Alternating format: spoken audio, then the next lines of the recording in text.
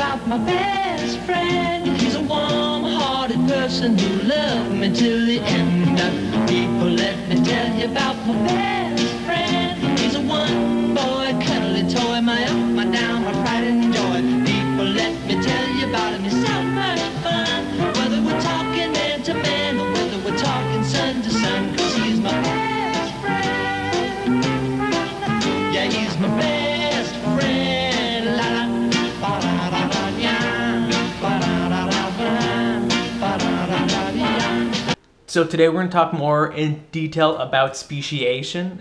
Remember, this new lesson is going to be about speciation and extinction, or species. So extinction is kind of easy. We'll get in that a little later. But right now, let's talk about the speciation, or the species part. So we're gonna have to fall back on our information from what we already learned last lesson about evolution and common ancestry. So we already know in evolution it's a change over generations, and it's in response to an environment or to an event. And then also we know about common ancestry, where like we all have a common ancestor. Those two things play a part here for speciation. So for speciation, it's when a group of existing species produces, for some reason, evolution, whatever you want to do it, respond to its environment. For whatever reason, they're going to produce either one or multiple new species. So we have gray goats right now. Things happen, then boom, look, we have green goats. So now that we have a green goat species that's new, came from the gray goat species, that's speciation.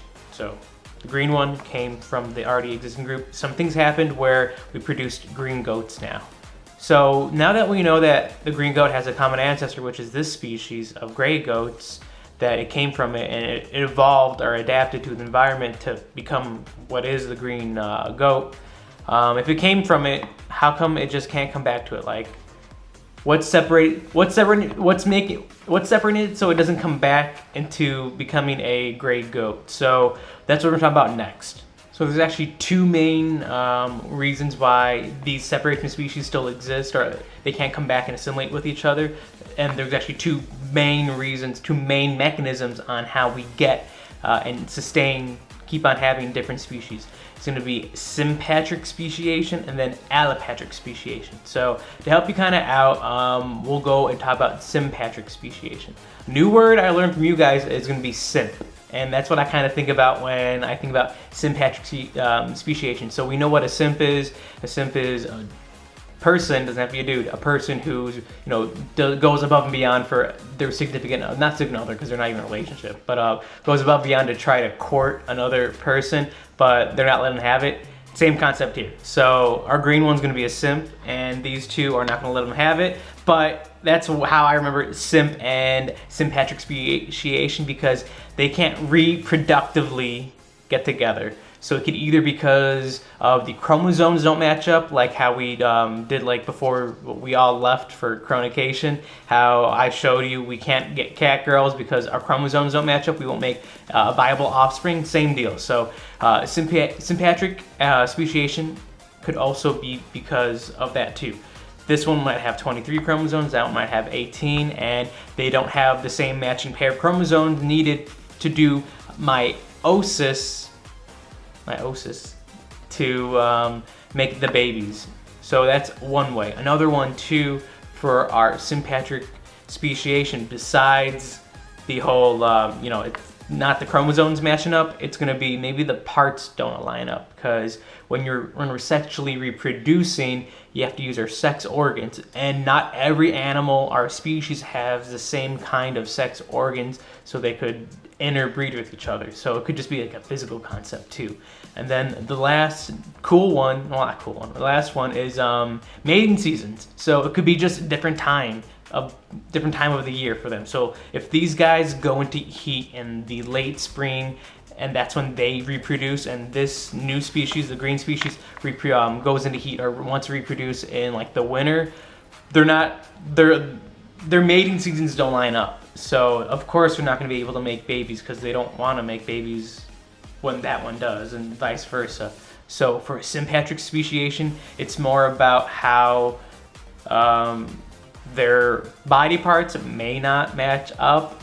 It could be the different mating season, and then also it just basically the chromosomes don't align. So even if they do somehow reproduce or try to reproduce sexually, nothing's going to happen because they have the wrong amount of chromosomes.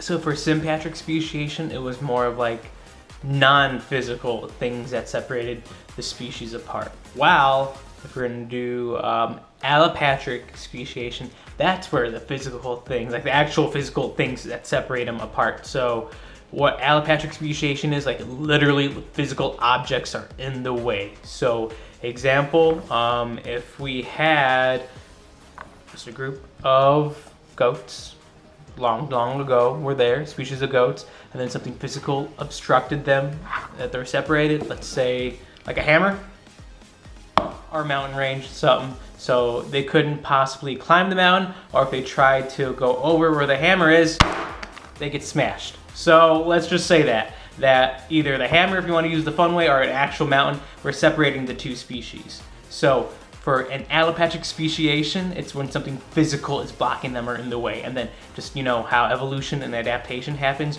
just over time, since they're in different environments, things will happen where, since they had a common ancestor at one point, these kept on being the gray goats, while these are now the green goats because they're in different environments. So like this could be very arid, this could be very humid, just because it's separating from the mountains. Anything physical that separates them, and then they evolve.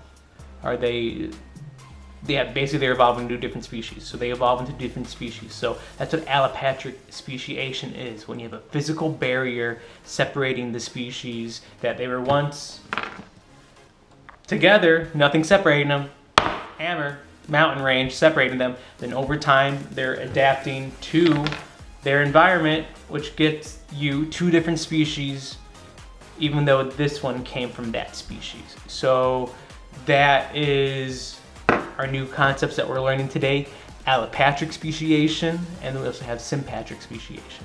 So your assignment's gonna be pretty, oh, I broke his tail. Your assignment's gonna be pretty easy today. All you really need to do is just indicate a given scenario, which I'll give to you guys, if it's gonna be an allopatric speciation or a sympatric speciation, and then also indicate which one.